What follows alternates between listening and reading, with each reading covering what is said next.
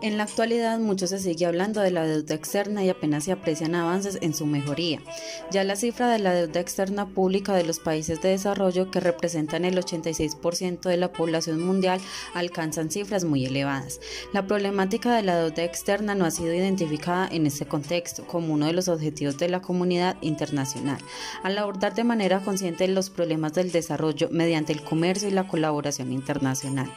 La gran mayoría de países latinoamericanos a lo largo de la historia han acudido a préstamos internacionales para incentivar el crecimiento económico y como principal meta alcanzar un pleno desarrollo. Pero este fenómeno se ha dado inversamente, ya que la deuda externa ha sido considerada para muchos hoy como un obstáculo para el progreso de las naciones. Colombia es un país emergente con una economía en crecimiento, sin embargo trae consigo una pesada carga financiera producto del endeudamiento que viene desde el año 1819. ¿Con qué objetivo haremos este video? Dar a conocer a los estudiantes de la clase Historia Económica de Colombia el estado en el que se encuentra nuestro país con respecto a la deuda externa y el significado de cada uno de los términos implicados en la misma. Mostrar las relaciones existentes entre la deuda externa y algunos términos económicos como son el Producto Interno Bruto, la inflación, entre otros. ¿Qué es la deuda externa? De acuerdo con la definición propuesta por el Banco Mundial y el Fondo Monetario Internacional, se entiende por deuda externa bruta el monto, en un determinado momento, de los pasivos contractuales desembolsados y pendientes de reintegro que asumen los residentes de un país frente a no residentes, con el compromiso de reembolsar el capital, con o sin intereses, o de pagar los intereses, con o sin reembolso de capital. Veremos sobre los antecedentes históricos de la deuda externa de Colombia. Desde el siglo XIX, el endeudamiento internacional se ha caracterizado por un comportamiento cíclico.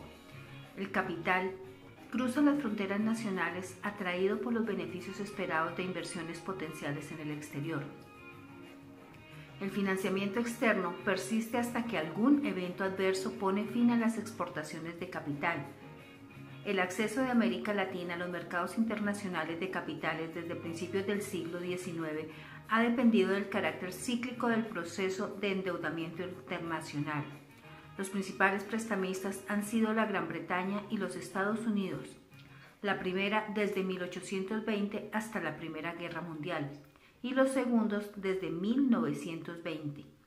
En este ensayo, la atención se enfoca en los ciclos de auge y receso del crédito internacional originados en la Gran Bretaña, así como en la participación de América Latina en aquellos movimientos internacionales de capitales.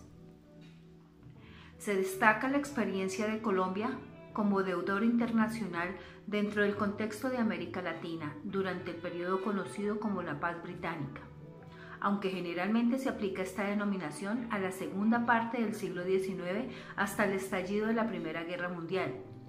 En este documento se le emplea desde la tercera década del siglo XIX para abarcar la primera exportación masiva de capitales al exterior en los 1820.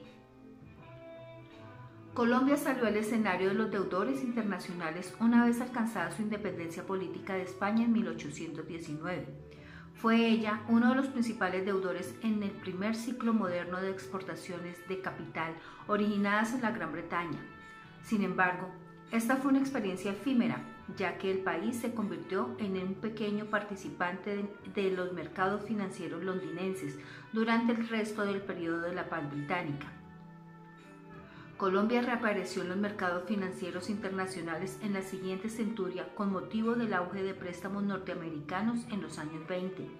El país alcanzó una posición en la lista de los principales deudores internacionales y fue uno de los 4 mayores deudores de América del Sur, y aunque a gran distancia de los 2 deudores más importantes de la época, Argentina y Brasil.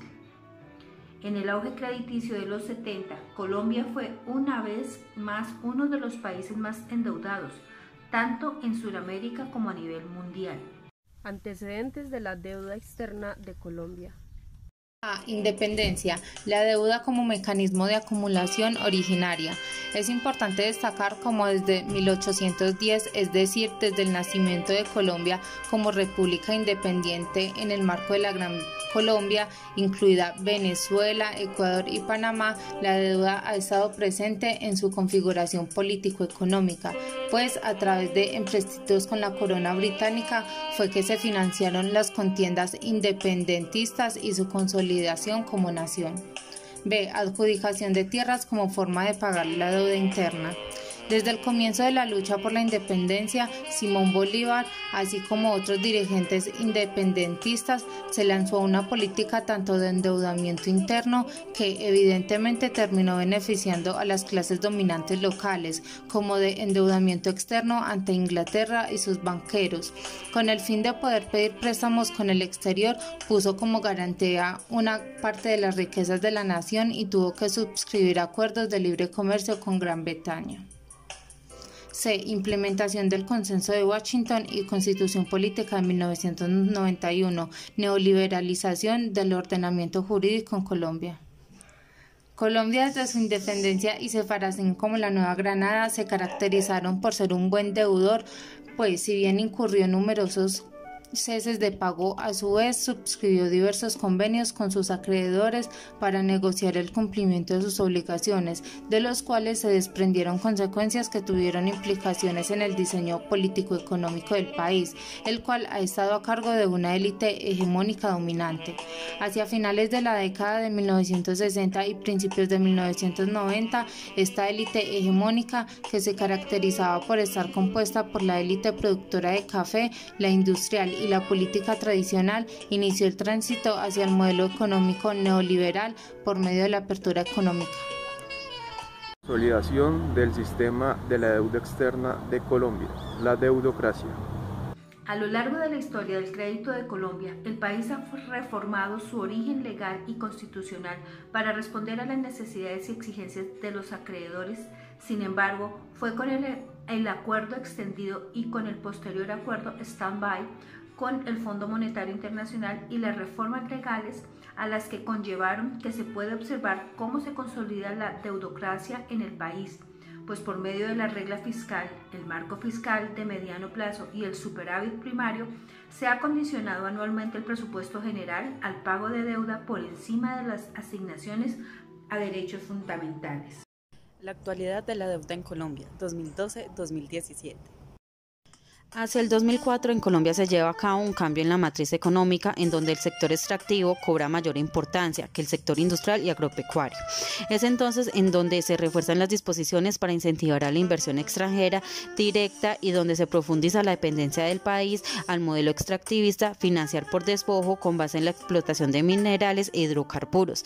Esta dependencia, junto con los beneficios que se brindan a este sector, conllevarse en la actualidad a una profundización de la deudocracia en el país. Caída de los precios del petróleo. La crisis de la caída de los precios del petróleo generó en Colombia, entre otras, dos consecuencias a resaltar: el aumento casi inmediato de la deuda transada en dólares debido a la valorización de esta divisa. Segundo, aumento del déficit fiscal y por consecuente recortes presupuestales al gasto público debido a la disminución de los ingresos del Estado, que en su mayoría dependen de esta actividad. B. Situación actual de Colombia. De la deuda en Colombia. La situación actual de la deuda en Colombia genera gran preocupación en diferentes niveles. A nivel nacional se observa como el monto de la deuda, tanto interna como externa, no disminuye y en contravía del servicio de la deuda como destinación presupuestal sigue aumentando, llegando a un 22,5% proyectado para el 2018, en donde la mayoría de ese monto se va al pago de intereses. Ahora vamos a observar la deuda externa en Colombia.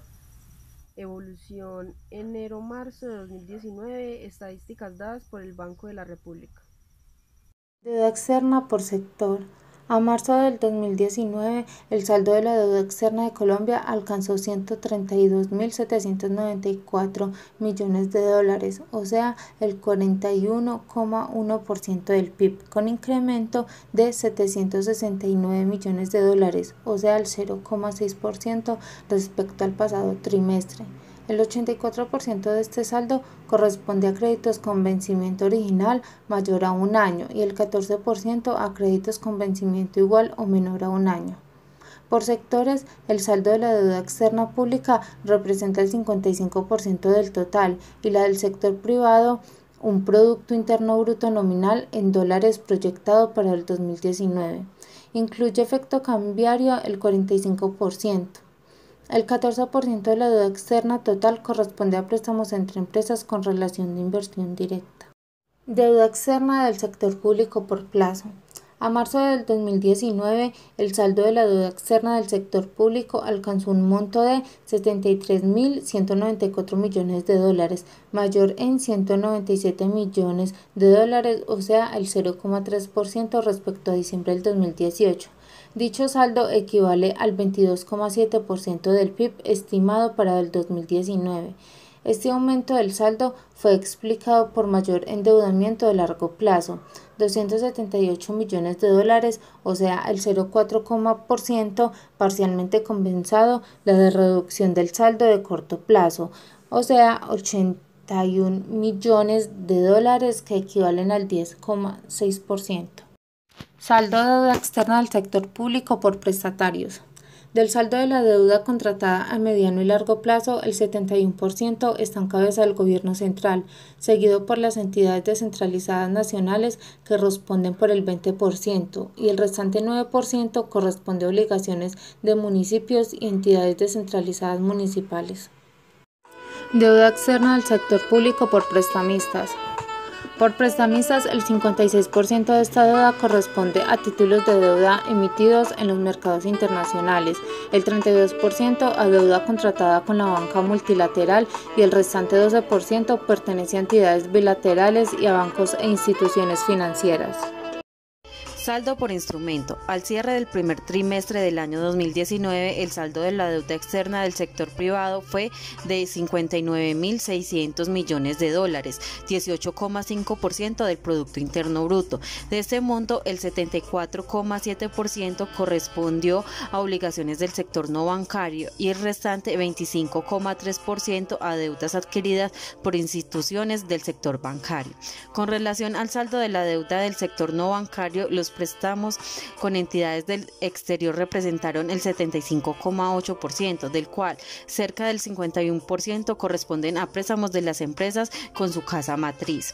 Adicionalmente, los créditos de arrendamiento financiero corresponden al 10,8%, las obligaciones por concepto de crédito de proveedor el 7,8% y el 5,6% restante corresponden a bonos y pasivos de seguros.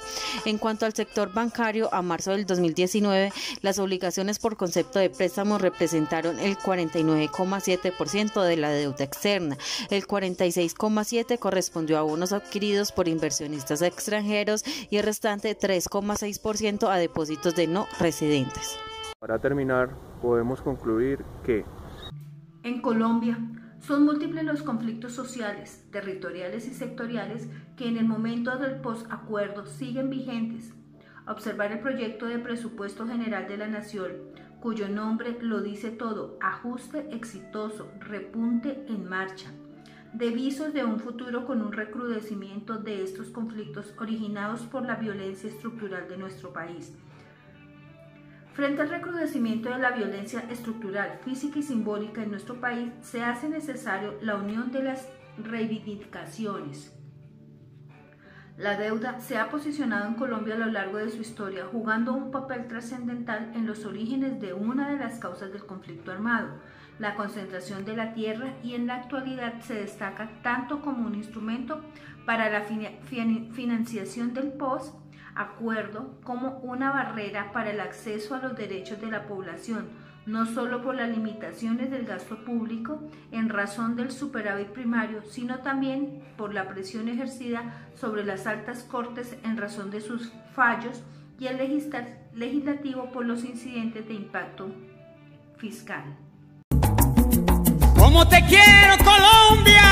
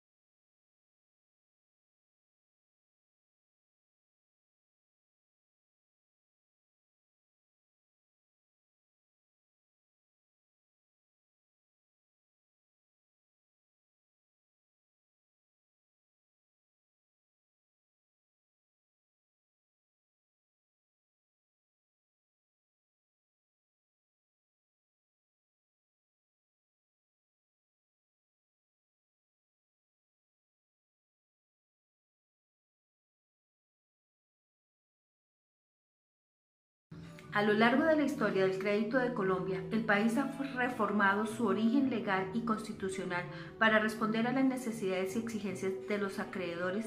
Sin embargo, fue con el acuerdo extendido y con el posterior acuerdo stand-by con el Fondo Monetario Internacional y las reformas legales a las que conllevaron que se puede observar cómo se consolida la deudocracia en el país, pues por medio de la regla fiscal, el marco fiscal de mediano plazo y el superávit primario, se ha condicionado anualmente el presupuesto general al pago de deuda por encima de las asignaciones a derechos fundamentales.